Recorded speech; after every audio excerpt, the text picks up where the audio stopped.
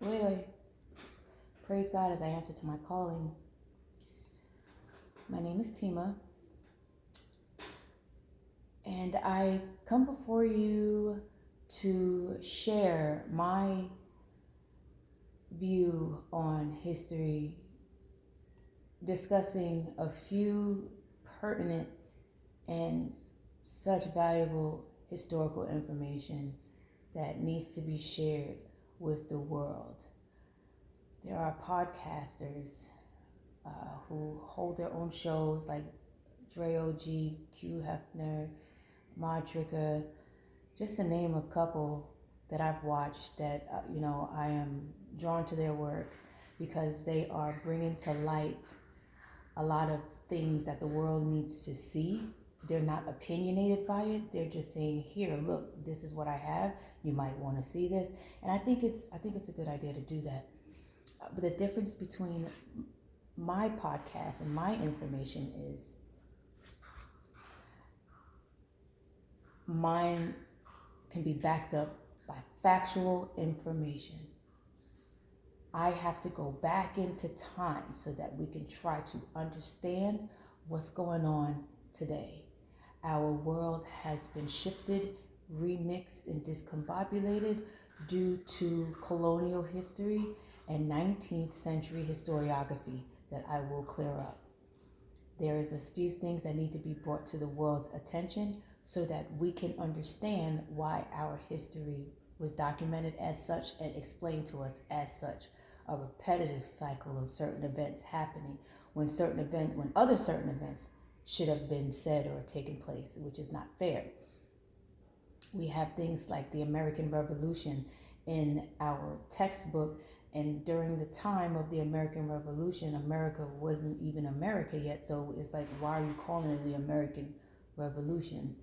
There are people think that biblical bloodlines only lasted in the BC era around the time of the Bible, but no, we literally had biblical descendants of the Davidic bloodline attached to the bloodline of King Solomon and Queen of Sheba that was alive on earth during the 19th century. That's something else to unpack. What I want to focus on is a reset that happened, a global reset that happened during the late 18th to 19th century, and we are still being affected by it today. There is a lot of things in our history that we have yet to go over, and what I'm going over is a few of the things that has yet to be discussed or talked about. Let me dive in. Like I said, my name is Tima. I work as an archaeologist, anthropologist within the cultural resource management sector. I have studied archaeology in the Western United States, also in the Southeast United States, and I have studied Caribbean archaeology as well.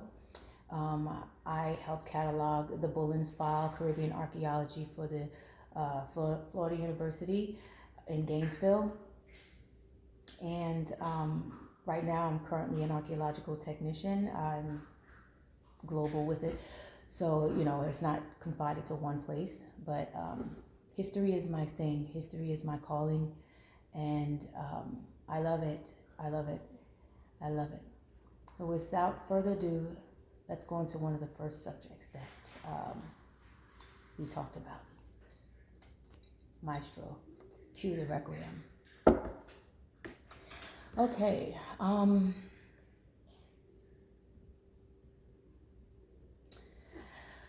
One major thing that needs to be brought to our attention is were Black people and non-European genetic material or their bloodlines, their physical and cultural legacy, consciously or unconsciously used by Europeans to reinforce or continue their own dominance, even biologically? Timo, what are you talking about? What I'm talking about? Are they using Black DNA to extend their bloodline and physical power?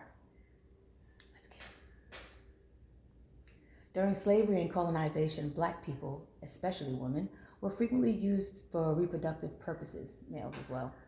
This was never framed as strengthening the bloodline, but let's keep it a buck though. It was a byproduct. The ruling class continued itself through genetic absorption of blackness, even while denying its value publicly. Colonial powers during the 19th century used the globe as a petting zoo, to our detriment, to their entertainment and political motives, their power. Like, what do you mean? They were using our bloodline to further theirs. According to Pew Research Center, statistics shows that non-Europeans does not live as long as the indigenous. It's not just blacks. It's if you're so we have a longevity of life. Our lifespan is longer.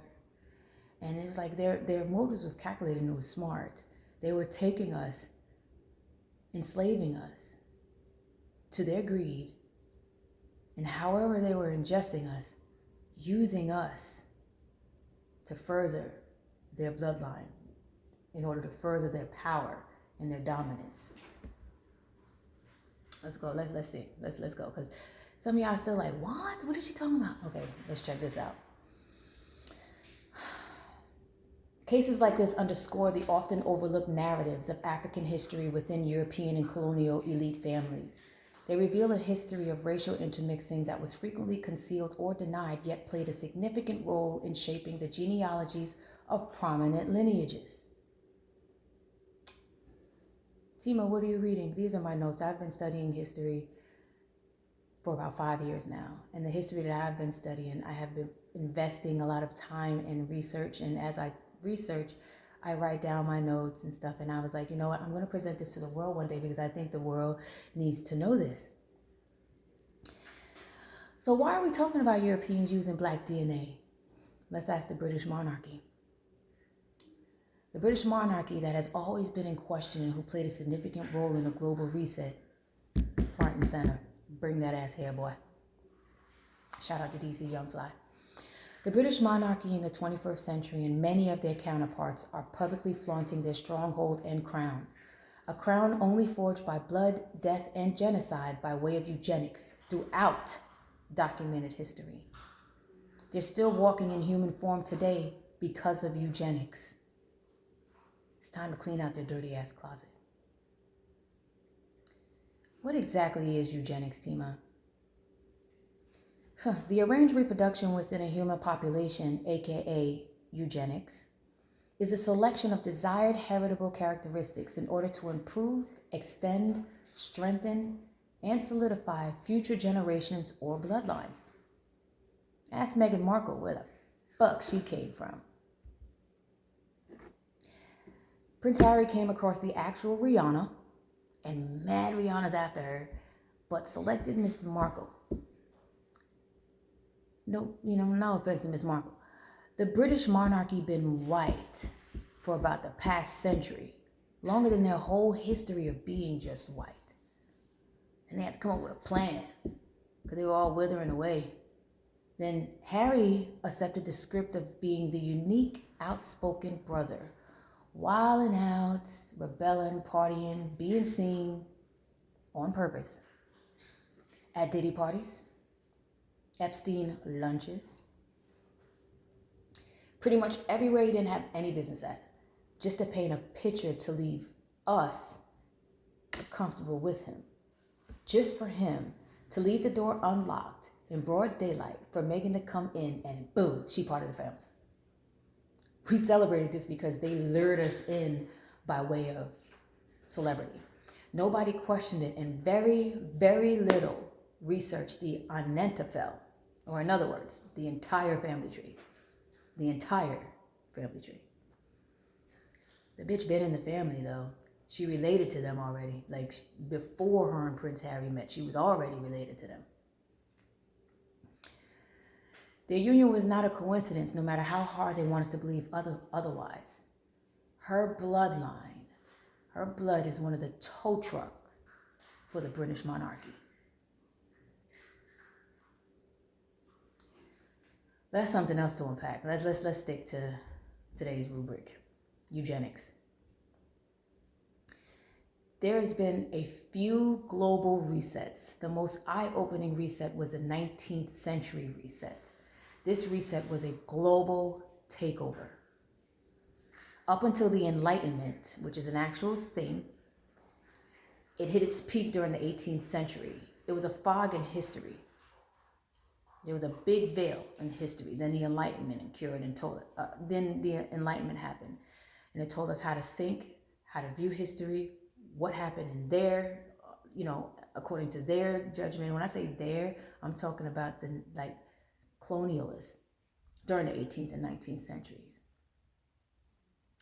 So around that time, it was a real dark age. Then someone turned on the light near the mid-19th century, and just about every monarch, sultan, prime minister, president, dictator, emperor, tribal leaders, you name it, during that time, they were all slaughtered or exiled, damn near overnight, in one group. The UK, the Third Republic, the Spaniards, and the Ottoman Empire stood with unclean hands, bathed in blood. Any heir to the murdered thrones or leadership were gone. Some were killed, most were kidnapped. What heirs? What do you mean, Tima? Heirs? Yeah, the children. The children. Yes, I'm talking about the children. The UK today is a necropolis for exiled and murdered royals who are not native to the UK. These exiled or murdered children and young adults were once thriving royal heirs to immaculate fortresses and dynamic kingdoms across the globe. Their parents constantly prepared them for their indoctrination into their leadership. Then one day, literally, in came the British Army and their allies under the command of the monarch, Victoria. Queen Victoria. I don't like to say her name out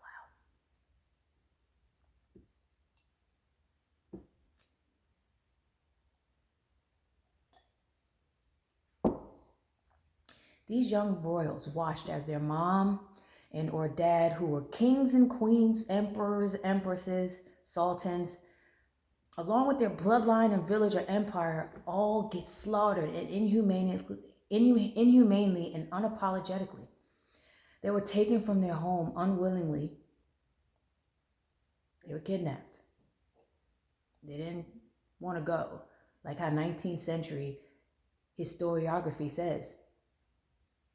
19th century historiography makes you want to think that the British Army came in, allied means backdoored a lot of kingdoms, killed emperors and empresses, kings and queens in front of their children, and colonial history wants us to believe that these kids jumped into Queen Victoria's arms. Like, oh, I want to go with you.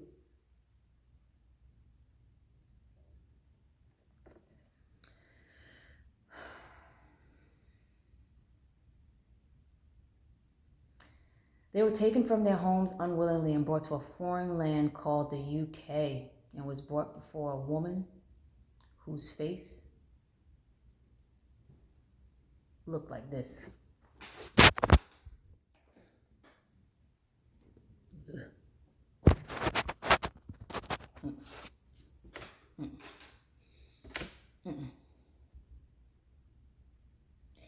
Can you imagine though? Like, most of these kids didn't immediately die when they were brought before the British thrones. Some lived to be either 18 or a young adult, according to colonial records. This can't be proven. Victoria, the monarch, weirdly called them all her godchildren.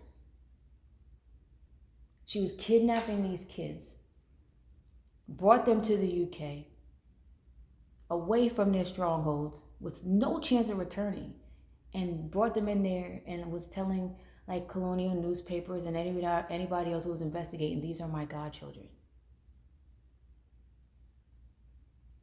That shit is spooky.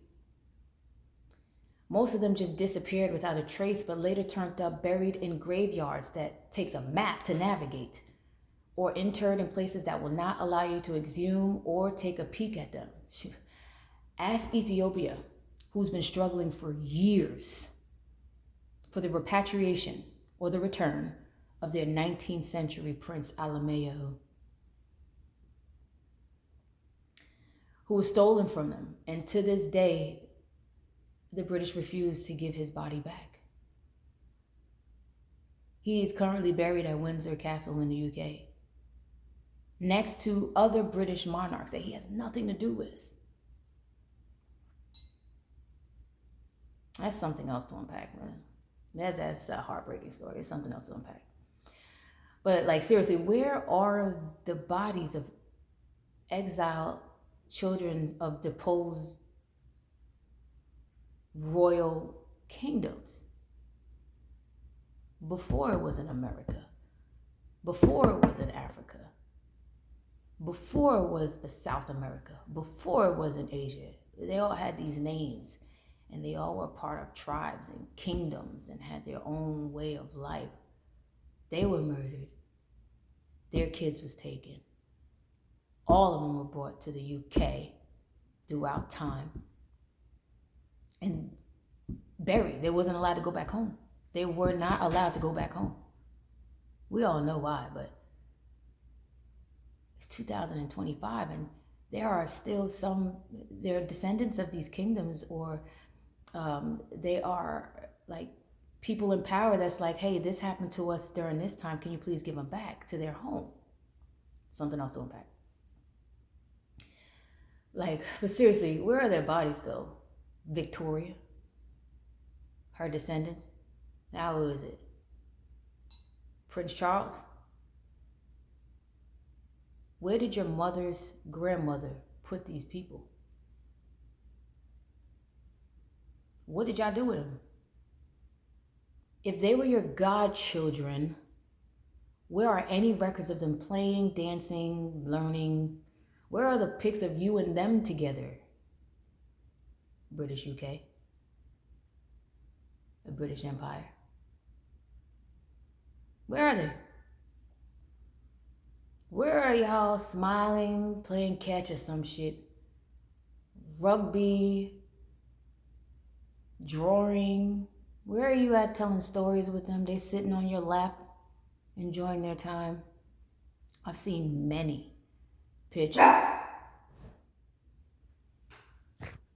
Oh, my dog. Sorry, y'all.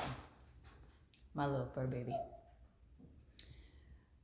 I've seen many pictures of the exiled children who were kidnapped, and their pictures are so heartbreaking to look at. Oh my God, they look terrified. They look scared. They look frightened, and some of them look like, get my life over with already. None of them, absolutely none of them looked happy. None of them.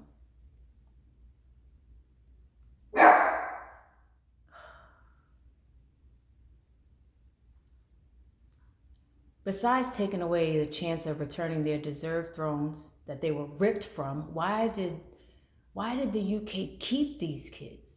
What were you doing with them? Why did you keep them hanging around? Like, why not just kill them? Why would you take them and keep them? And then you keeping them to the point that they can't even be returned today. Like, are you hiding that, hey, there's not much of their bodies left? Or if we do uncover them in the grave, people gonna want to see them. Open this casket, let me see them. You can't open them because there's nothing gonna be in there, because they were doing something like, have y'all watched the movie How High? Remember when they had to study for a test and they had to dig up, I think it was Benjamin Franklin, and they had to grind him and eat him so they can know Benjamin Franklin's history? Or the better yet, the movie Get Out. Remember Get Out? How they were using people's bodies. If they had an ailment, whether they were blind or crippled, they was using people's bodies to extend their life. The movie Get Out was a documentary. Anyway, my question is, why bring all these kids all the way to the UK continuously, like they were Temu or Amazon Prime orders? And people ask me, Latima, like, was it that much kids or or or heirs to the throne to question a dark motive? Absolutely. Absolutely. Boy, if I can cue the requiem, I would. Hell yes. The UK was a royal blood bank of the indigenous population, stuck and still mortally and spiritually bound and buried in the UK. There's a few of them that I've found by name. It's going to take too long to explain them, but that's what I want to do on my podcast, bring light to all of these exiled children. A lot of them we don't even know about. We don't even know about them. And it's important to know about them. They were literally eradicated from their stronghold, sent over to the UK without no chance of returning. Like, she kept them over there without no chance of returning. And records show, studies show, research show, and I mean through primary research, not secondary research. Primary research literally shows that a couple of these royal princes that she took, she was doing it to them.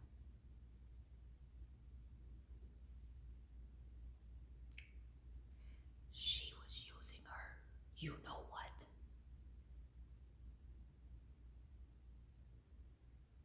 to get to you know what.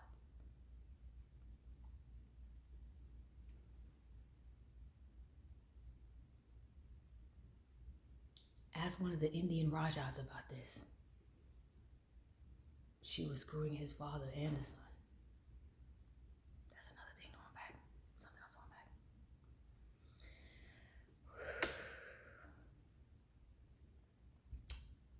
Many of them, some of which I have found, I'll share some of the names with you today. Many of them are buried in the UK still to this day. To this day. They're all her godchildren to this day. They're buried in the UK. None of them returned to their stronghold. All young, and it's definitely time to sound the alarm and kick the crowns off of these people's heads. This history will probably wake. I don't want to say wake, because we're not asleep. Y'all not asleep. It's just that we don't know everything. And it takes people like me and the podcasters that I told y'all about earlier, as well as other people who haven't come forward yet publicly, to know information. And we all going to gather it as a real conglomerate and say, hey, look what's been going on here. It's time for them to answer. And if they don't want to answer, then their stronghold will be eradicated.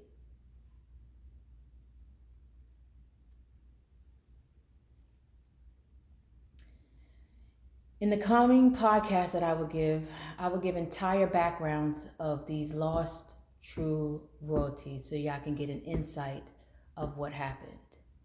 It's not a coincidence that when the monarch Victoria died, her daughter, who's just as bad as her, took her diaries. This lady kept a diary since she was 18 years old.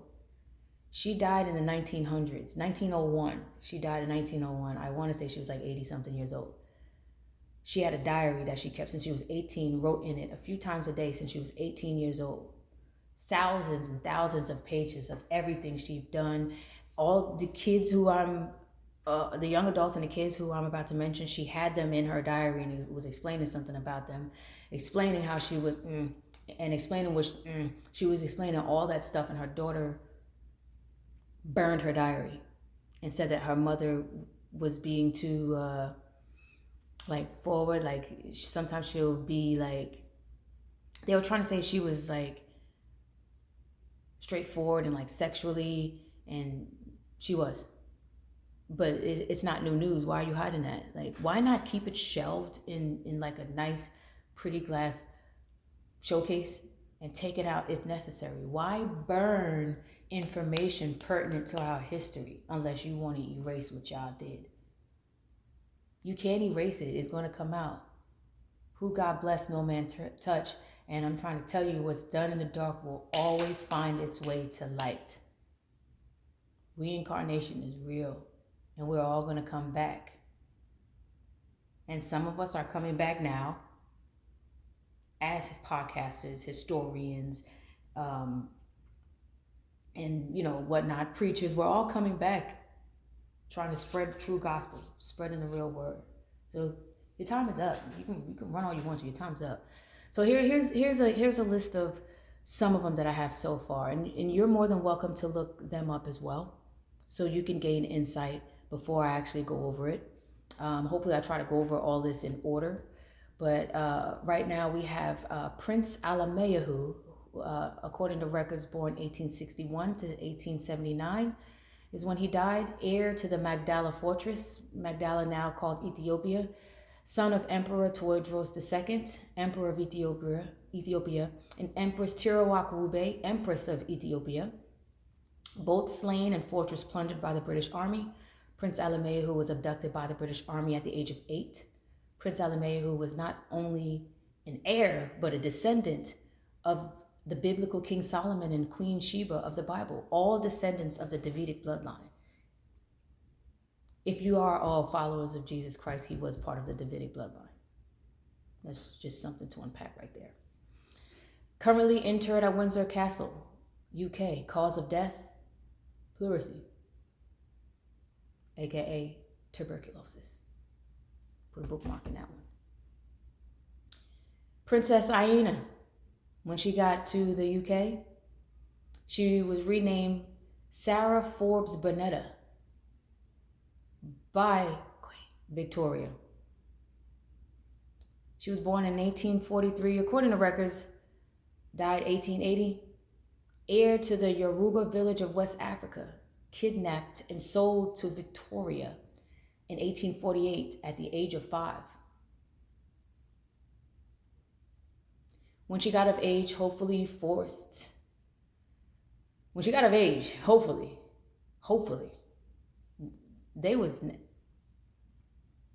was forced into an arranged marriage, arranged by Queen Victoria. She was a normal participant of interracial parties held by Queen Victoria. Interracial parties. Yeah. Sometimes there'll be black men with white women or black women with white men. And they had these parties hosted by Queen Victoria. And they will mingle.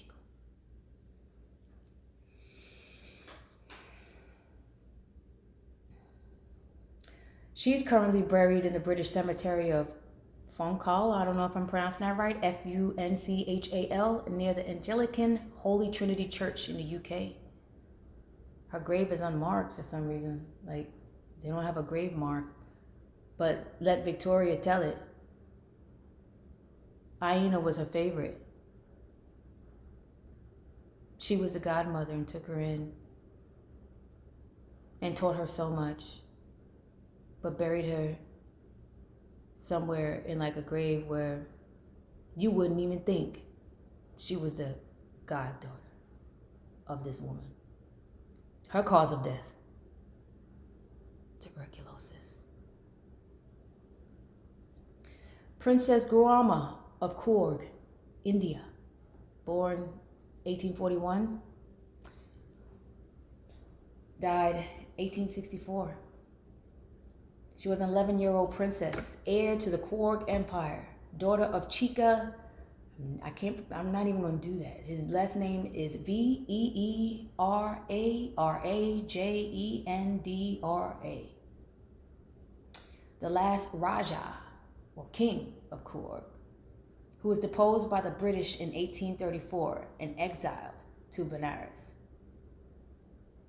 They did not kill him. It's for a reason.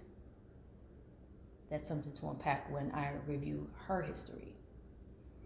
She was kidnapped by the British at age 11, and research hints that she may have been sexually exploited despite her arranged marriage arranged by Queen Victoria. And when I say sexually exploited, she was living in the modern day Backpage. She gave birth to a daughter at the age of 19. Her daughter disappeared when she suddenly died at the age of 23. Cause of death? Tuberculosis.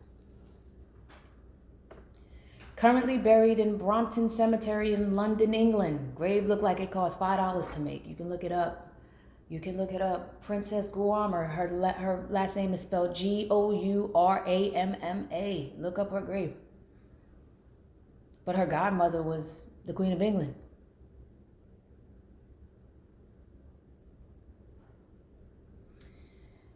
Another prince, Dulip Singh, born 1838, died 1893, aka the Black Prince.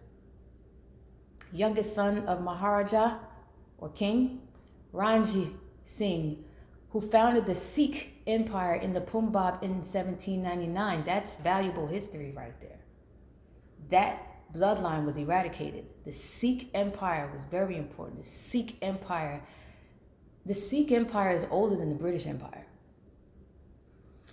After the deaths of his father and brother, by the hands of the British Empire, who annexed them, backdoor.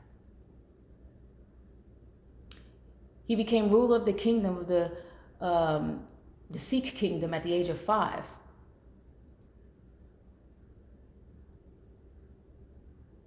But was removed from the throne after Britain annexed. We love that word, annex, right? The Punjab in 1849.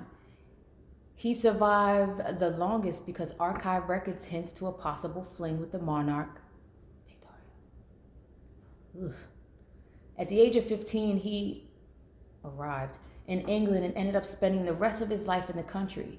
Over the years, a warm friendship would develop between Britain's reigning monarch, Victoria, the former king of Punjab. Victoria had to maneuver by any means necessary. He ended up marrying into the Ottoman Empire, marrying an Abyssinian woman, Prince Alameh, who was Abyssinian. His father, Emperor Tawadros II, he had enemies. His enemies were the Ottoman Empire. The Ottoman Empire was trying to overthrow him. Emperor Tawadros sought help from Queen Victoria, who was supposed to be his Christian counterpart. She backdoored him. Why? She's supposed to be Christian, well, not Christian, but she's of Christianity, and she was messing with the Ottoman Empire ruler. So that hasn't even been investigated. The research that I've been doing hinted to, did you backdoor a descendant of King Solomon?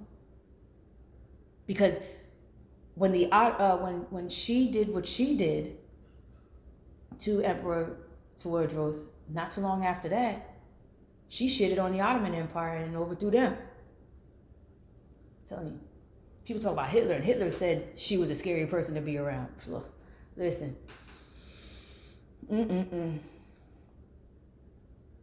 With Ottoman ties, marriage most likely influenced by Victoria for her personal gain. Like I said, she later defeated the Ottomans. Queen Victoria became godmother to several of his children. And we all know what this means now. We see the pattern, right? Dulip constantly tried to regain his throne. The Maharani, his mother, who was a queen, encouraged Dulip Singh to inquire about his private lands in the Punjab. Even though he left, since he was so young, he was vulnerable, Queen Victoria did something that he signed over rights to the Punjab, to her. But his mother kept telling him, hey, you have a kingdom over here. Don't let her do this. You have a kingdom over here. Not too long after that, his mother mysteriously died right after this. He only went he was the only one. He was one of the only ones that went back to his home, and he was strong. He was monitored. He went back to his home, but it was the British Army who monitored him while he was back in India because he had to bury his mother. He had to bring his mother. He went over there when his mother was alive to bring his mother to England and bring her back, and then to bury his mother. Then he was insisting on getting his throne back, asking or damn near bribing the British Empire, Victoria, to grant him more allowance so that he can do such a thing. And all of a sudden, she told him to go to London for a visit to, it was either London or Paris, it was one of them, to visit someone so he can inquire about doing this. And all of a sudden, at his visits to either London or Paris, he mysteriously dies of a stroke. I can't make this shit up. I can't make this shit up. No. He didn't die of a stroke. He had a stroke and then died not too long afterwards. So let me correct that. Cause of death is unknown. He died in Paris, a territory then ruled by the Third Republic. When I say the Third Republic, like I said before, it was the British Army, the Third Republic, the Spaniards, the Ottoman Empire. Those were the powers. Those are the powers. She has supposed to have been so close to him, taking him in when he was 5 years old, but when he died, she didn't even go to his funeral. She didn't even go to his funeral. She didn't even let his body go back to England. Go back to India. Guess where he's buried? Him and his whole family. St. Andrew and St. Patrick's Churchyard, Suffolk, England. Okay, I'll do one more. King Prempeh the first. His birthday can't be announced because their records hints that he was older than what he was, but his form looked like as though he was like 18 years old. He was the Asante, or the king of the kingdom of Ashanti, and was a little under 20 years old when his palace was looted.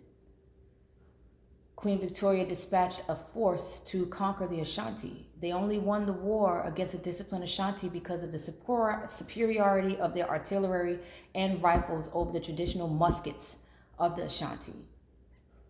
The British constantly cheated in battles using guns. They got all of their, they won many of their battles because they had a gain over many of their opponents. They had guns.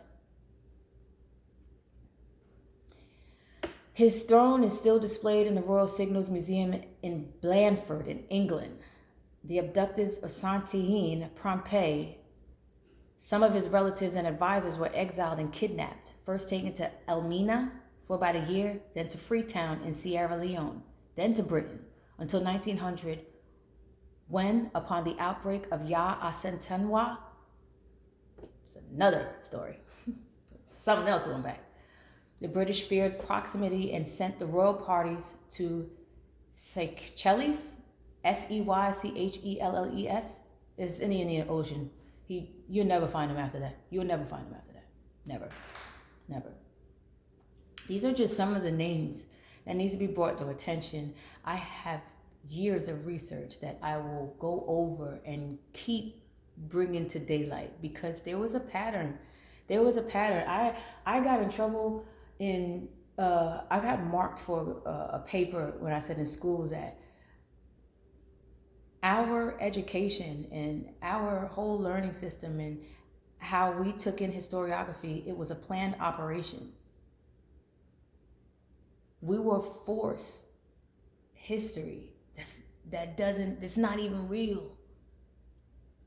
The true history, you have no idea how many nights I've cried, how many days I went glued to the computer because I just could not believe the amount of bloodshed and the amount of sin and the amount of, oh my God.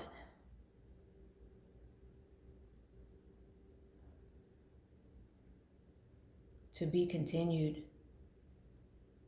It's so much more. And I hope that I do gain listeners. I'm not doing this for clout. I'm not doing this for popularity. I'm doing this because it is about time that real history arise. We need to know this stuff. We don't have to be the way we are. And the only reason why we are the way we are because our whole history was a planned operation that needs to be brought to the forefront. Even to date, many kings, presidents, diplomacy, monarchs, sultans, many of them prime ministers that you see now, they're all part of that planned operation. I don't care who they are, even to our presidents, each and every one of the presidents we had. To include John F. Kennedy, he just bit the hand that fed him. He infiltrated, but then he did it loud and got caught.